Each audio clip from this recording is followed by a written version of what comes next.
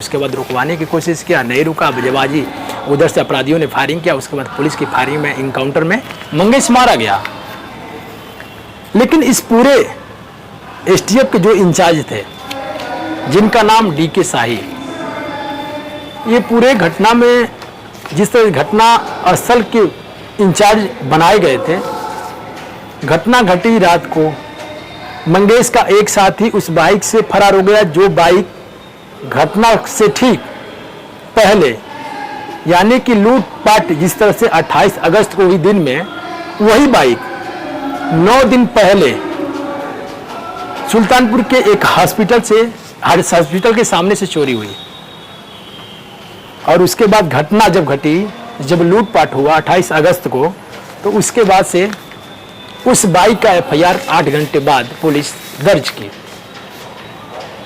मेरी बातों पर गौर करिएगा आप लोग। यानी कि 28 तारीख को सुल्तानपुर के ठठेरी बाजार में लूट होता है और उसके 9 दिन पहले जिस बाइक पर मंगेश यादव भाग रहा था और इनकाउंटर 5 सितंबर को होता है, वो बाइक 9 दिन पहले चोरी हुई थी एक सुल्तानपुर के हॉस्पिटल के सामने से, और उसकी रिपोर्ट दर्ज होती है 28 अगस्त को, इस घटना के ठीक 8 घंटे बाद। लेकिन पुलिस पे आते हैं, डीके शाही पे आते हैं, जो इसके पूरे मास्टरमाइंड थे, इंचार्ज थे, एसटीएफ के इंचार्ज थे ये। इनका जो वीडियो सोशल मीडिया पर चल रहा है, इलेक्ट्रॉनिक मीडिया पर चल रहा है, उसमें ये चप्पल पहने हुए हैं। अब क्या लगता है कि पुलिस जो इनकाउंटर करती है जिस अपराधी को बारिश के मौसम में दौड़ाती है, क्या आपको लगता है कि एसटीएफ चप्पल पहन के दौड़ लेगी? क्या आपको लगता है कि इनके पास जैकेट जो थी बुलेट प्रूफ वो नहीं थी? अरे अपराधी गोली चलाएगा तो पुलिस भी अपने आप को सतर्क रहेगी, और उसके पूरा दिखाया गया एफआईआर में कि पुलिस एसटीएफ जो थी जैकेट पहनी थी बुलेट प्रूफ, उसके बाद से जूते पहने थी। ये भैया बुलेट प्रूफ जैकेट कहाँ गया, जूता कहाँ गया, कहाँ उस इनकाउंटर के बाद दिखाया जा रहा है? आप लोग तो ऐसे खड़े हैं 10 की संख्या में, पुलिस की टीम 10 की संख्या में खड़ी है सिविल ड्रेस में, और मंगेश का आगे खून गिरा है, मंगेश की बाइक उधर गिरी है और आप फोटो लिए हैं। लेकिन डीके शाही का ये पूरा जो चप्पल वाला तस्वीर है पूरा वायरल हो रहा है।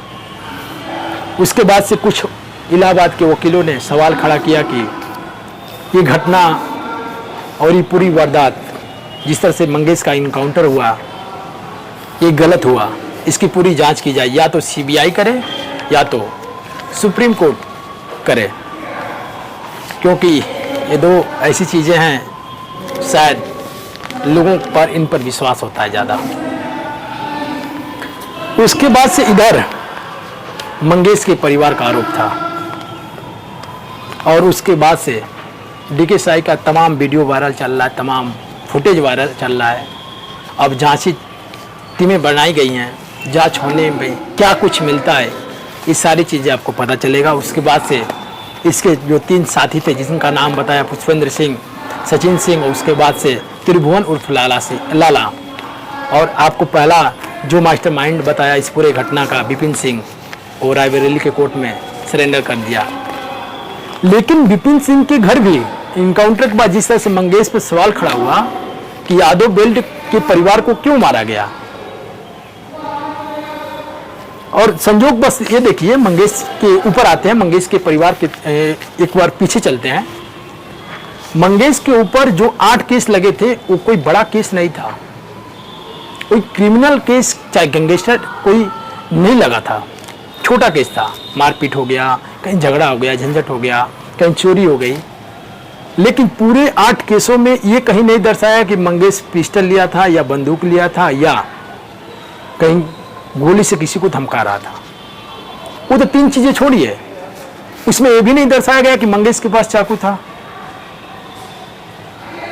उसके बाद से इस तरह की घटनाओं को अंजाम दिया गया, और इसलिए यूपी में पूरे सवाल खड़े हो रहे हैं।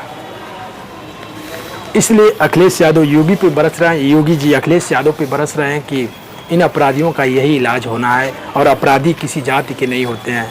ठीक है, हम भी मानते हैं अपराधी किसी जाति के नहीं होते हैं, हम भी मानते हैं अपराधियों का इनकाउंटर होना चाहिए, लेकिन सवाल कई खड़े हो रहे हैं।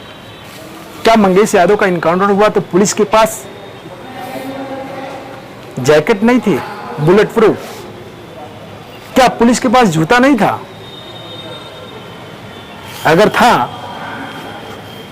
तो ये सारी चीजें कैसे हुई? और वो जो बाइक जिस पर मंगेश बैठा था, जहां पर इनकाउंटर हुआ, वो बाइक 28 अगस्त के बाद से क्यों रिपोर्ट दर्ज हुई, क्यों उसका एफआईआर दर्ज हुआ? वो तो 9 दिन पहले चोरी हुई थी। तो ये सारी चीजें हैं, बाकी आप बताइएगा कमेंट बॉक्स में। लेकिन जाते जाते इस क्राइम की कहानी को कहने के बाद मैं एक सवाल आपसे कहूँगा, कमेंट बॉक्स में बताइएगा। अगले एपिसोड में मैं आपको ये बताऊंगा भी कि कितने सारे लोगों ने इसका सवाल का जवाब दिया। जाते जाते एक प्रश्न आपसे मैं करूंगा कि जज और मजिस्ट्रेट में क्या अंतर होता है? ये मेरा सवाल आपसे है, बताइएगा। दोस्तों आज के लिए इतना ही, फिर मिलते हैं अगले कहानी में। नमस्कार।